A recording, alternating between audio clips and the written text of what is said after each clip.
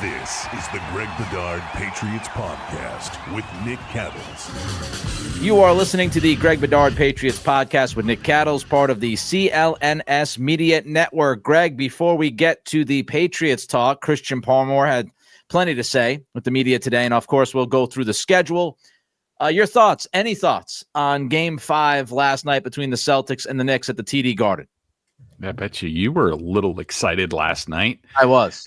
Yeah, I bet you were. They didn't go quietly into the night. It was about what I expected. I expected this team to sort of, rise up and answer the challenge. I didn't think they were going to go out like punks or anything like that. And what I saw out of them basketball wise, just a lot more team basketball, the pace that they moved at, the quick passing, it was refreshing. It was really refreshing team basketball. They defended better. I thought it was great. It's about what I expected. And I think this game, this series is going to go 7, and I wouldn't be surprised if the Celtics come out on top. I mean, obviously it's the Cornet game. He was amazing. I think he had 7 blocks or something like that. For another night, another couple nights, we have a Celtics season and don't have to go into the crappy Red Sox who just got swept by the Tigers. So I'm happy about that. Red Sox are so miserable right now. My God. I will say just a couple things here. They're obviously not dead yet. It was nice to see. I figured that they would play hard. I figured that they wouldn't just, pack it in and quit. But it was still very nice to see them not pack it in and quit. And tied at halftime, they come out in the second half and just dominate. And I thought 3 changes. I tweeted about this earlier today. 3 changes that we saw that were significant. They made a huge difference in that game last night. Luke Cornet, you mentioned, playing a lot more. Porzingis not playing in the second half.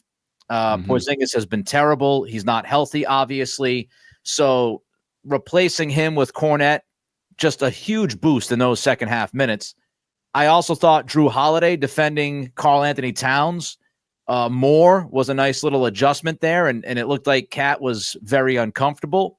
And I also thought Jaylen Brown defending Jalen Brunson a la Luka Doncic in the finals last year, he really kind of messed with Jalen Brunson's, flow and rhythm within the game. And I thought Cat and Brunson, for a lot of that second half, just looked uncomfortable when they were out there. So I thought it was a good job. I do wonder why it took them 4 games to make some of those adjustments, but they're there.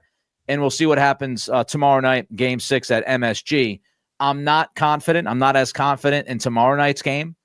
Jaylen Brown was just absolutely terrific last night in every way. Defensively, his shot creation, creating for others. He was incredibly efficient. If we saw that Jaylen Brown in the first 4 games, this series is over, and it's probably a sweep. But I digress. I don't know if you can expect Jaylen Brown to play that well again tomorrow night, maybe. Mm-hmm. And I'm not sure you can expect Derek White to play that well again tomorrow night. And I'm not sure you can expect Luke Cornet to have as much of an impact. But I do think they have an absolute chance to win that game tomorrow night. And we'll see. We'll see with Brunson and how he responds to that loss. All right, let's get to the Patriots. Christian Barmore just spoke a few moments ago, Greg, and he said he's been a full participant in the voluntary program, which is nice to hear. But even better to hear was that he expects to be able to play week 1 and said he's not afraid of any recurring issues with the blood clots. Just, of course, this is a medical situation. Anything can happen. But right now, it certainly seems like very good news for Christian Barmore.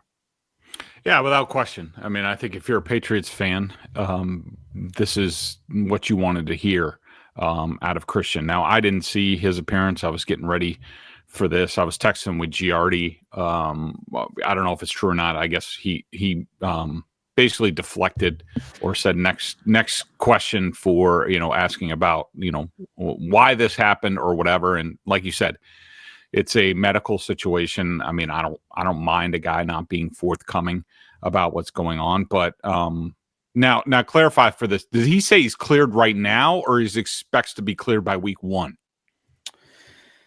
Let me go back to find the exact quotes now. Mike Reese, things can change between now and September, but do you anticipate being ready to go week 1? That was the question. Barmore, yeah, that's the goal. I have to keep following the medical team, but everything is looking really good. And Andrew Callahan said he says he's been cleared for football activity this spring and is not afraid of the blood clots will recur again. There it is. Yeah, so I guess he's fully cleared now. So that's even better news when you get into like hope to be cleared by week 1 and all that. Then it gets into a little bit of a gray area, but I think everybody understands the type of impact that Christian can have as a football player.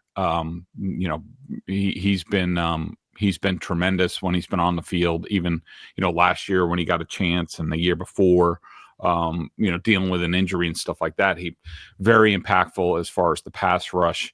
So it's really good news. I'm sure there were lots of Patriots fans, and I would get these sort of tweets or questions from BSJ members about they were wondering about Barmore's future with the team, and they signed, I think, a couple, 1 or 2 journeyman defensive tackles, and people were wondering whether this had something to do with, Barmore. I never thought that. I thought it had to do more with depth. But after today, I think everybody can breathe a little bit easier that, Christian's ready to go, and I expect him to be a major part of this football team going forward. So far, it's excellent news for the football player, but also the human being. You obviously don't want to see anybody go through what he had to go through last year, and he's such a young guy in his mid-20s. So first and foremost, excellent for the human being, Christian Barmore, that it seems like things are on the right trajectory here.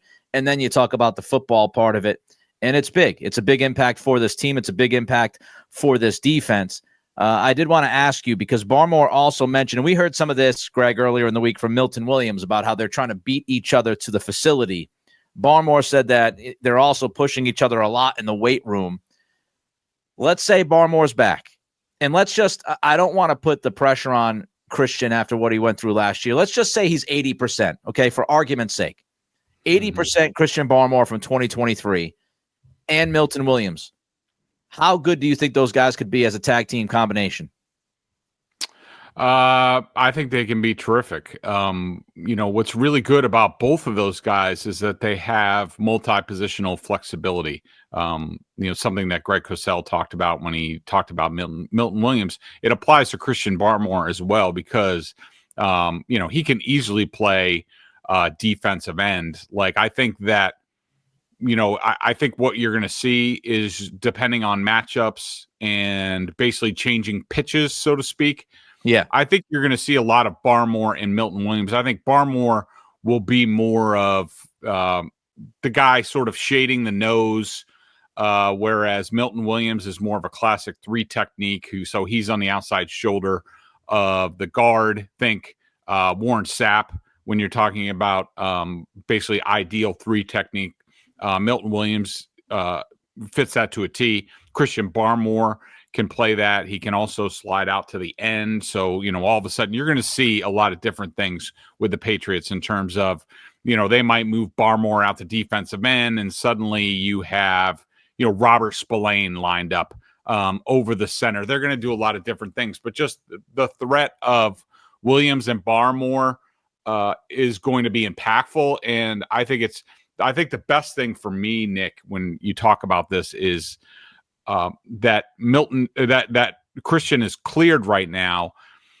Milton and Christian, they need to get as much work together as possible, because they're going to have to learn each other and their tendencies and what they like to do in the rhythm and things like that. So the sooner they can get that done and on the field and doing it, the better the Patriots are going to be.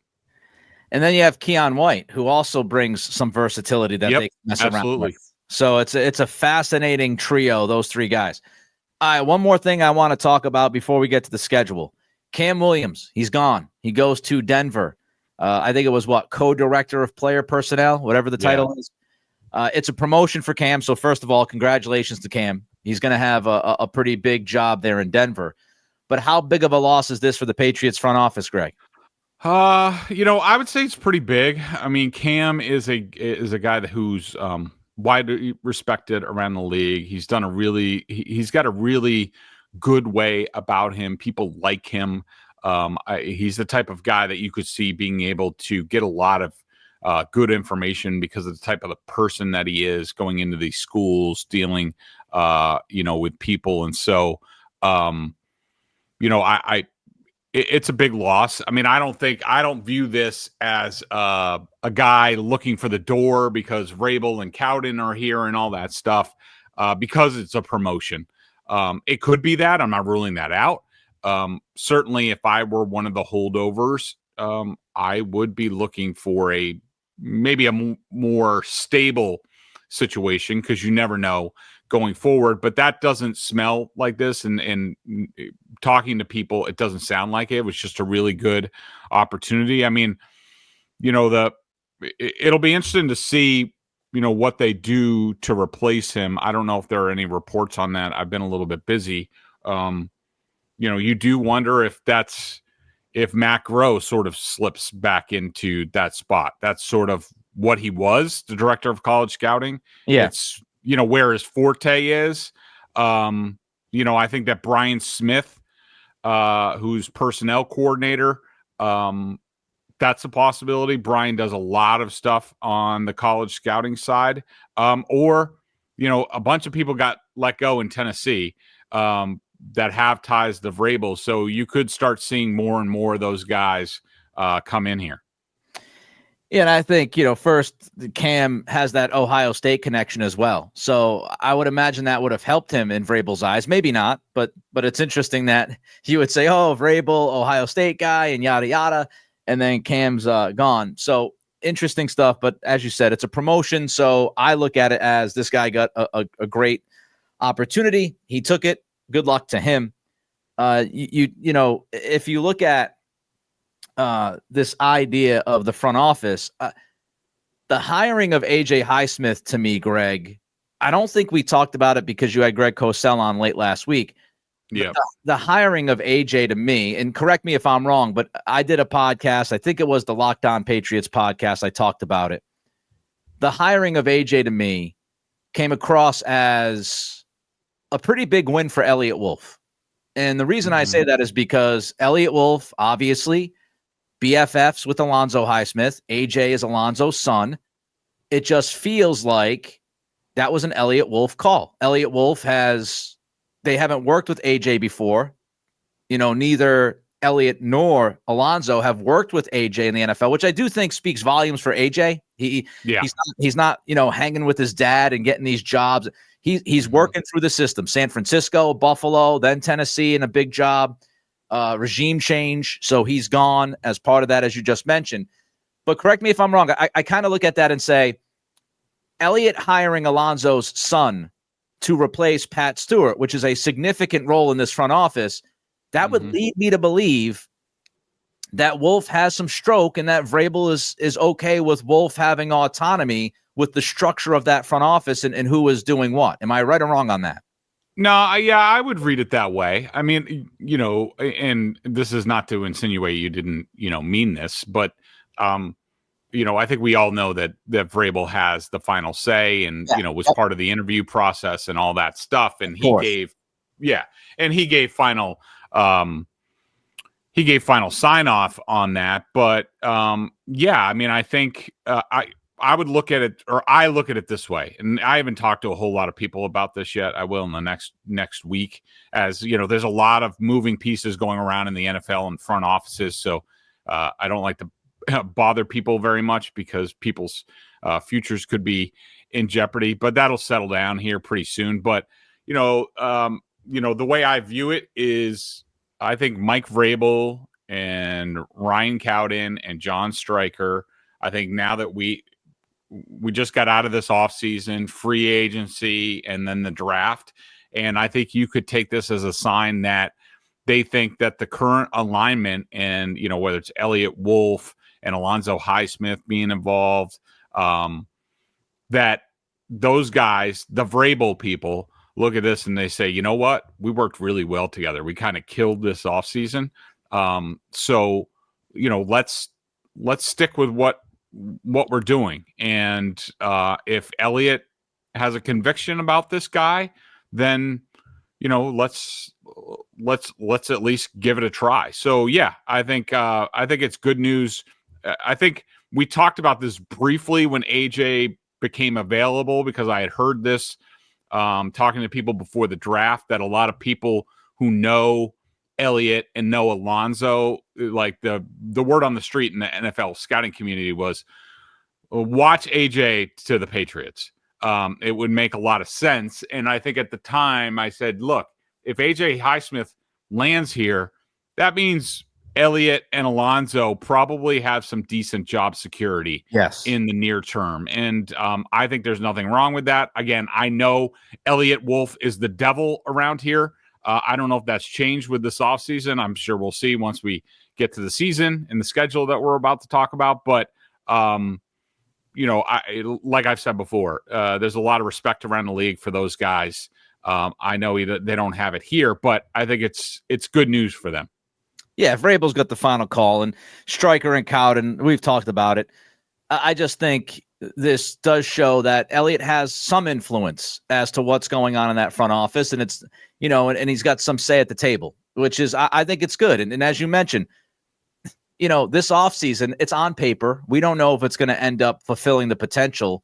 But this offseason, Greg, certainly looks like they've done one hell of a job. And if I'm the Patriots, I have no urgency to change much. Why would you change after what you just saw through free agency in the draft? Like, let's see it play out on the field. But I think all of us feel pretty good about what they've done, what they've accomplished. So why not keep people and just say, we're going to keep rolling and see if this is the beginning of something that could be really, really good. All right, for those listening, we ask that you subscribe to the podcast, like and leave a review.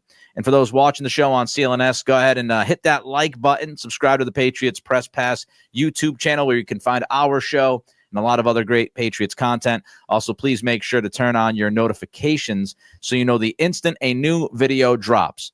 I also want to mention, check out Greg, BSJ, Mike Giardi, Corrales, Haggerty, $50 for the year. Great coverage over there at Boston Sports Journal. All right, I know many of you are screaming, get to the schedule. All right, we're going to get to the schedule now.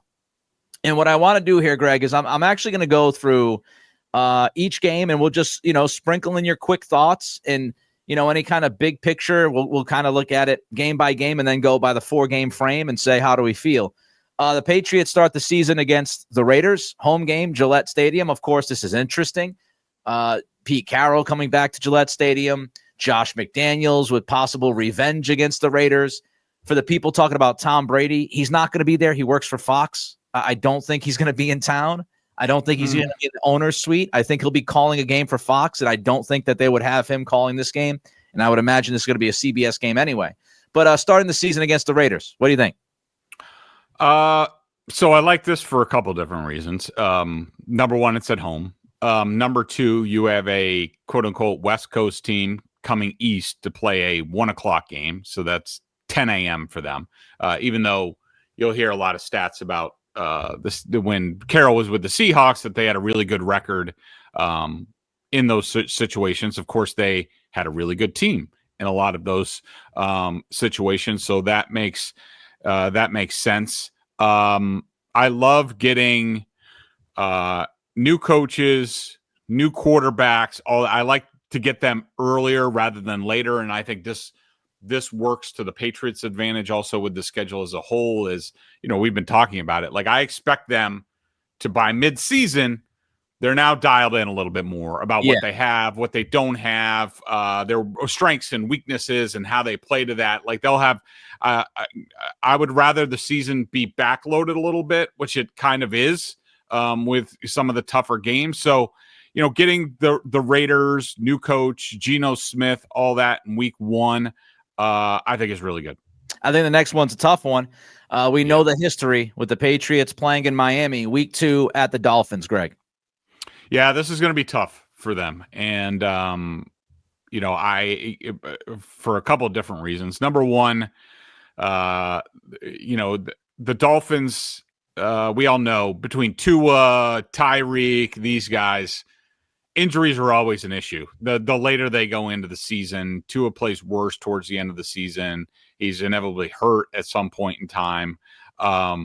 This is week 2 that you're getting him. So they should still be relatively healthy. Also, of course, the heat. Going down there, playing in the middle of September in South Florida for a 1:00 game is absolutely brutal and going to be very tough. It's going to be like 120 degrees in the sun. And so, yeah, this is a tough one. But look, I know there's some concern because you get the Dolphins and the Bills, somewhat early in the season that they could start off 0-2 in the division. I don't really care. To me, it's about how this team finishes and how they progress over the season. One thing I'm fascinated to watch play out in that game, the communication factor on defense. We know Miami likes to mess around. We know Mike McDaniel with the pre-snap motion and all of that.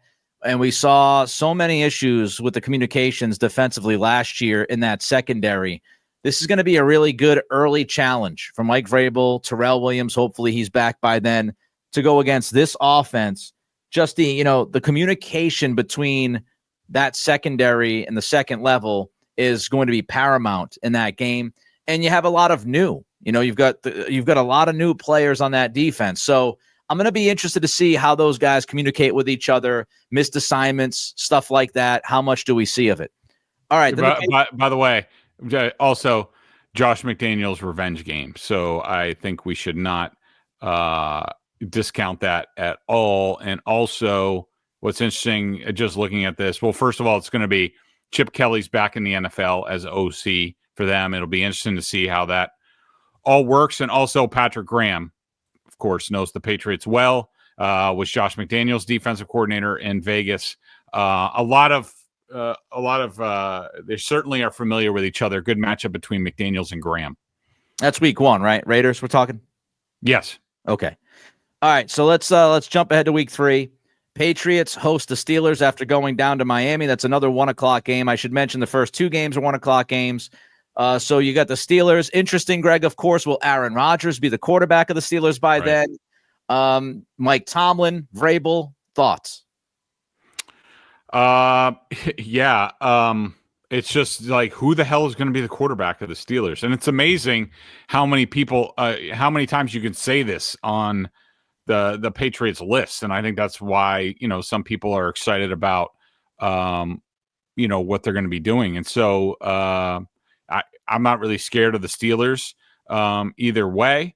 Even if they get Aaron Rodgers, who knows when he shows up, who knows how much football he's played, at that point. So, I think this is good. I mean, this is, second home game to start the season, 2 out of 3. It's going to be 3 out of 4 with the Panthers coming up. So, NFL did them a solid, I think, with this open.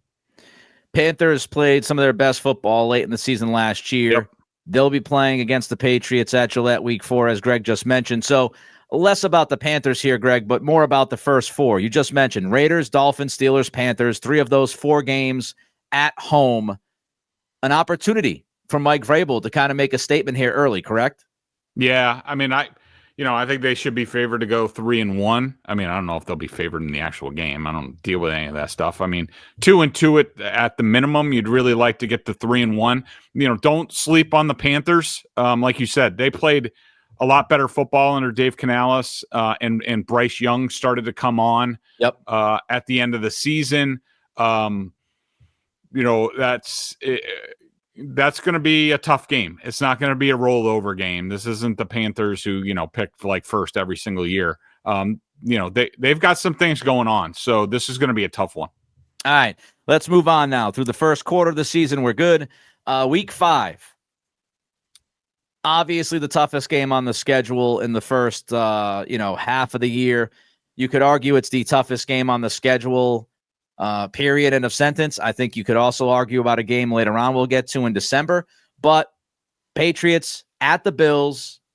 This is Sunday Night Football, October 5th, Greg.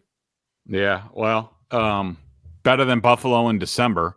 That's True. for sure. So, the weather really going through the schedule, the at Miami game is really the only, weather where the Patriots could be at a disadvantage. The other stuff later in the season, whether it's on the road, I mean, they're in New England. They're practicing outside. Anything they encounter in Baltimore and New York, they should be used to. They're not going to be at a disadvantage. So I like getting the Bills in the fall, early October 5th. Like you said, Sunday Night Football, which will be interesting.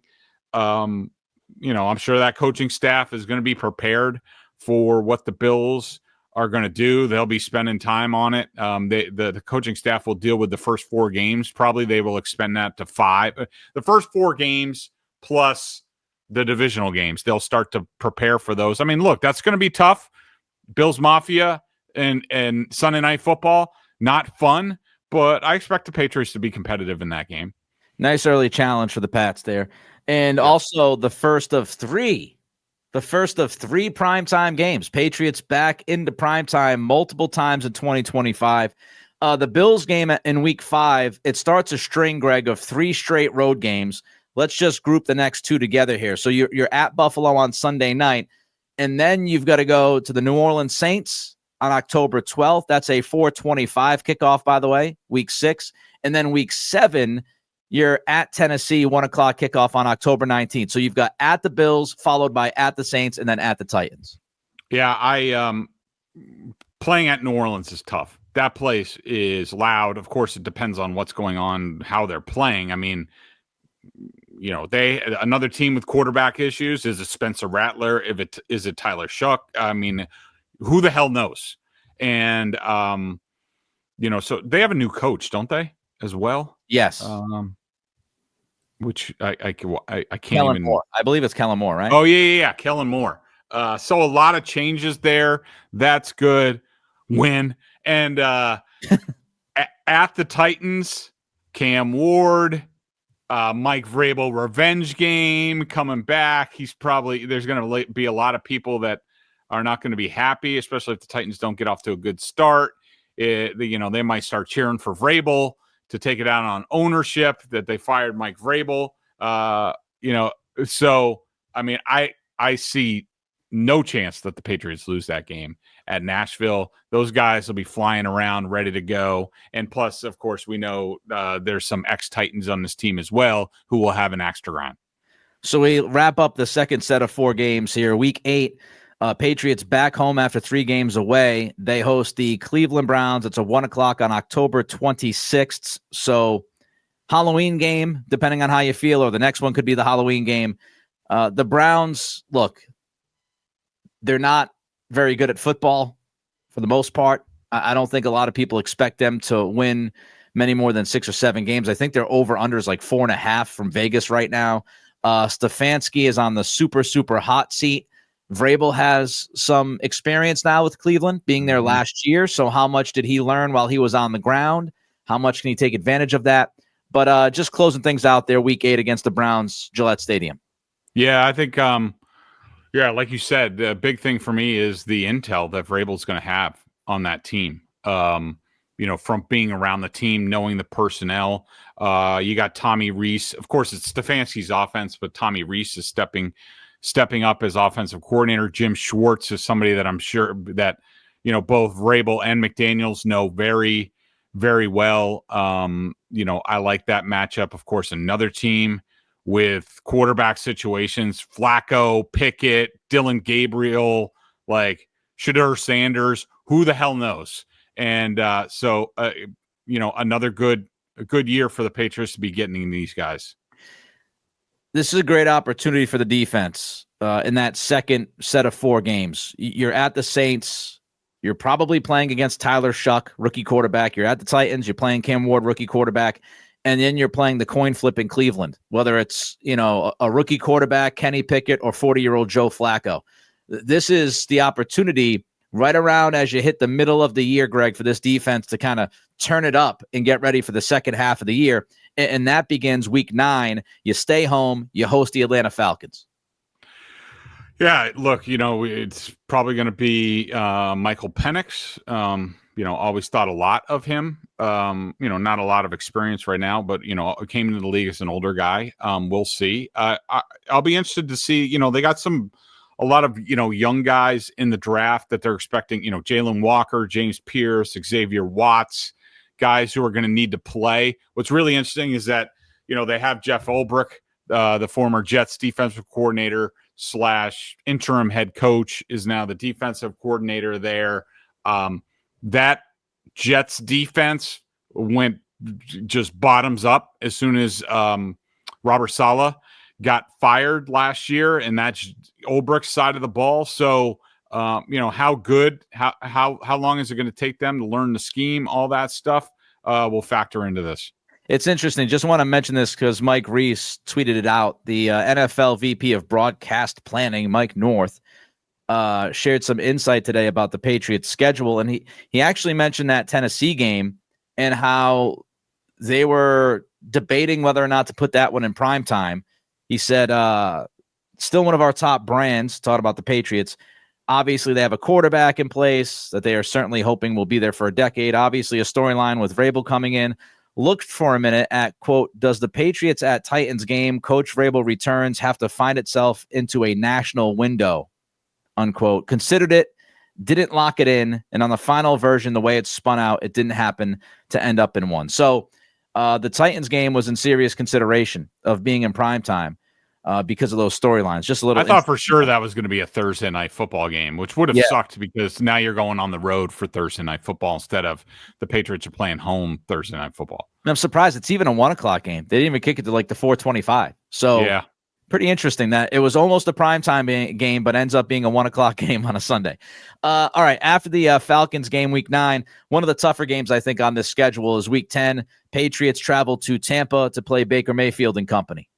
Yeah, that's going to be tough. That place, we've talked about it before. Whenever I've been there, whenever I've covered teams that go there, something weird happens in that. I don't know what in that stadium. I don't know if it's the way it's situated, and I don't know. You get an uneasy feeling in there. They got a lot of people coming back on offense. Of course, you have Baker Mayfield. They have a lot of guys coming back on defense. It'll be that. I think that's going to be a really tough game for the Patriots, but we'll have to see. I'm a little irritated because I was planning on going to the Tennessee game and the Tampa game this year, and now that they're so close, they're within 1 month of each other. I don't know if I'm going to be able to make both. Week 11. So after that tough game in Tampa, Patriots are back home. Now, this is what makes it tough. They travel to Tampa, tough game on a Sunday at 1:00. They come back home. They'll arrive Sunday night. Quick turnaround. They host the Jets on Thursday Night Football, Week 11. So that's a pretty quick turnaround against a division rival, which helps you with the prep process a little bit because they are a division rival. But you've got that quick turnaround, Greg, after that Tampa game. Yeah, and I was just looking up the Jets' schedule because I think they play on Sunday as well. Right before that, let's see, Patriots. Yes, they are Sunday at 1 as well. The Patriots in terms of like net rest type of thing, I think they're a positive for the schedule as a whole. Some years they've been like -13 or something like that. I think they're a +4 or 5. So it's at least you're at home. The Jets are also playing Sunday, so you're both on the same amount of rest. Like you said, divisional game. So you should be pretty easy prep. And of course, I like the Patriots in this game. The one of thing, course, they also have they have Justin Field, right, as quarterback. Yes. Yeah. The one thing that should be mentioned is that game that Greg talked about,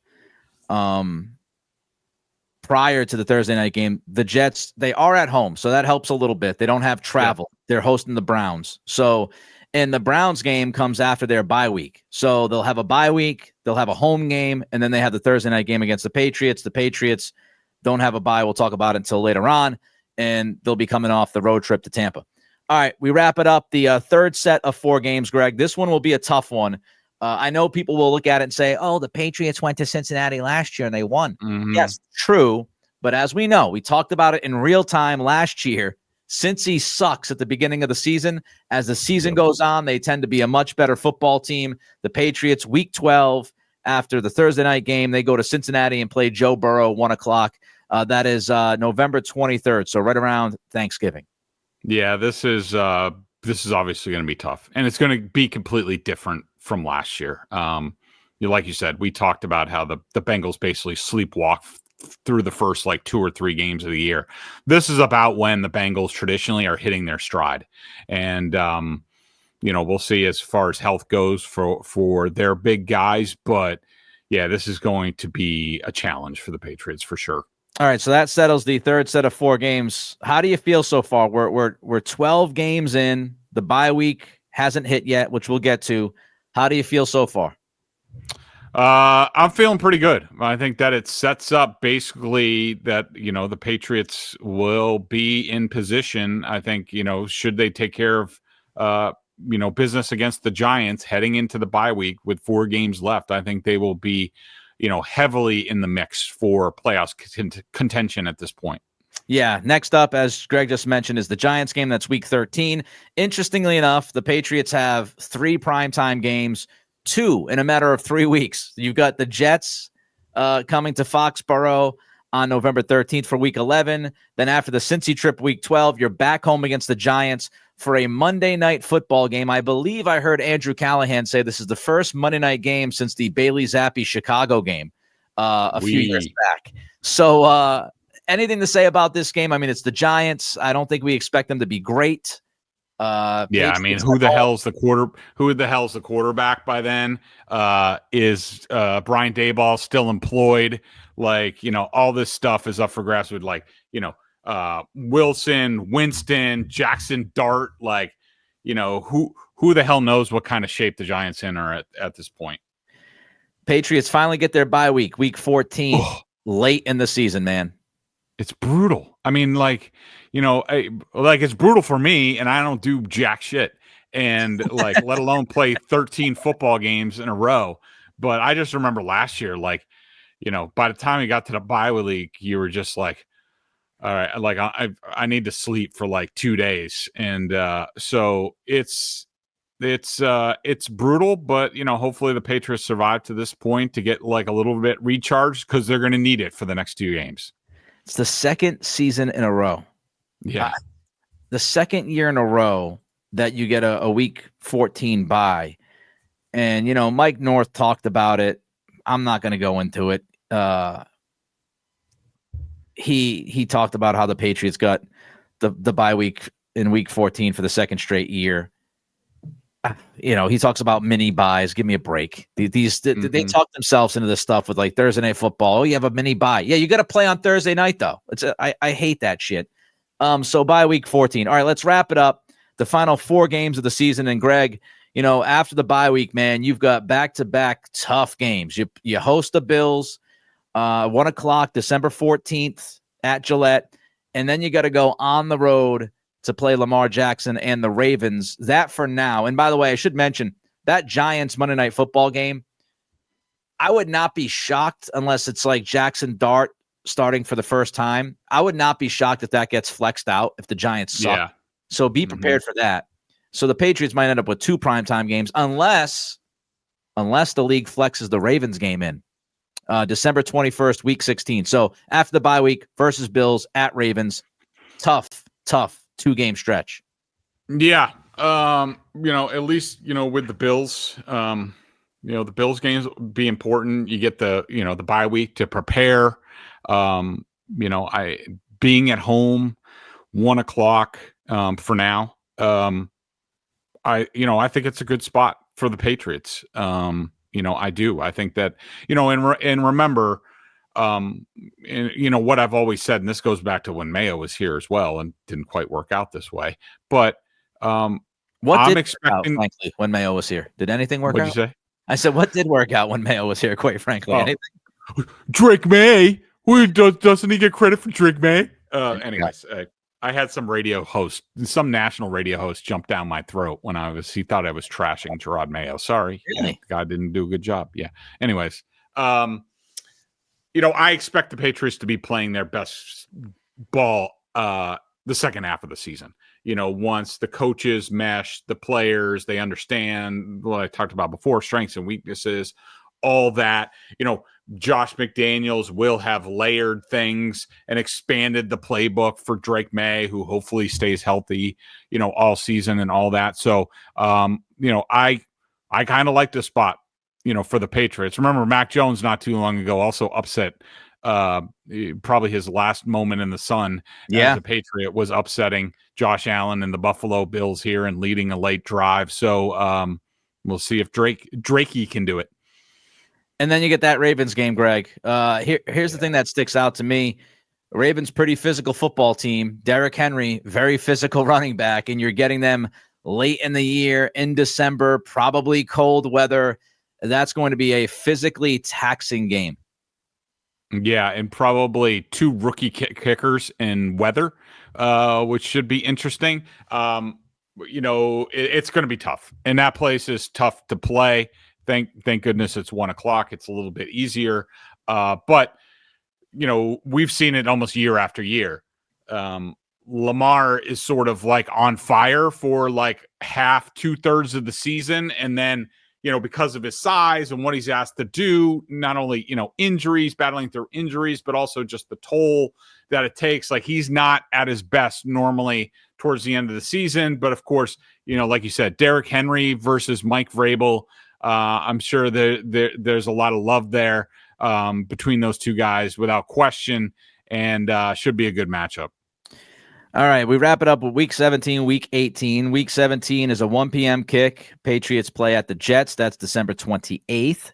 Merry Christmas, everybody. And then Week 18, you get the Patriots versus the Dolphins. So a couple thoughts here, Greg. 3 out of your last 4 games against division rivals. Interesting.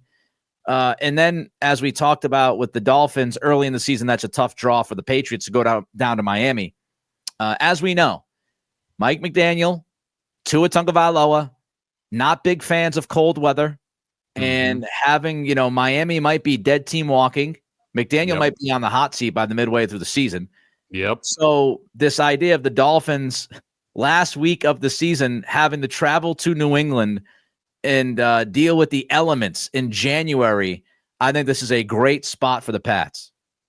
Yeah, no question. I think these final 2 games, I mean, you could be sort of looking at checkout games for both of these teams. They could be, 1-2, let's get ready for Cancun type of thing, where, the Jets could be way out of it. The Justin Fields thing could blow up in their face. I mean, of course, it's Aaron Glenn's first season. And, sort of like we talked about with Mayo, like it's more, are you instituting your program? Remember how we talked about, Mayo needs to finish strong in the final 4 games, and that's ultimately what cost him his job. Aaron Glenn, the way he does things, the way he's prepared for this role, like I expect the Jets to be playing better towards the end of the season and playing for him. Yeah. But I definitely see a scenario it's where in the final week of the season, the Dolphins come here, their season is over, it's freezing, they don't want to be there, they totally check out. But good opportunity. Hopefully the Patriots going into those last 2 games are in position, and it's right there for them. All right, so overarching, just looking at this schedule, Greg, and, we've just gone through it, weeks 1 through 18. Just your overall overarching thoughts about this schedule. Do you think the Patriots made out well? Do they make out great? I don't think any of us looking at the schedule think they made out tough or badly. Is it good or is it great for you, this layout? I think it's great the way that it worked out. Yeah, it's tough, 3 games on the road, and you got the Bills and the Ravens, but I would much rather have those games with with a new coaching staff later on in the season. And so, if it was early, I'd be like, oh, they're not ready for that matchup. Like, these guys are going to be ready by those final 4 games. And certainly some tough games there, at Bucs, at Bengals, all that. But I think the schedule is really good. A nice sort of softer opening to sort of things to take root a little bit, get a little bit of confidence, and, a middle where they can make a run if they put things together. And then at the end, it's going to be about survival and taking advantage of your opportunities. All right. He's Greg. I'm Nick. Everybody have a fantastic weekend. Be safe, but have fun. And we will be back at some point early next week to talk more Patriots. Till then, see you.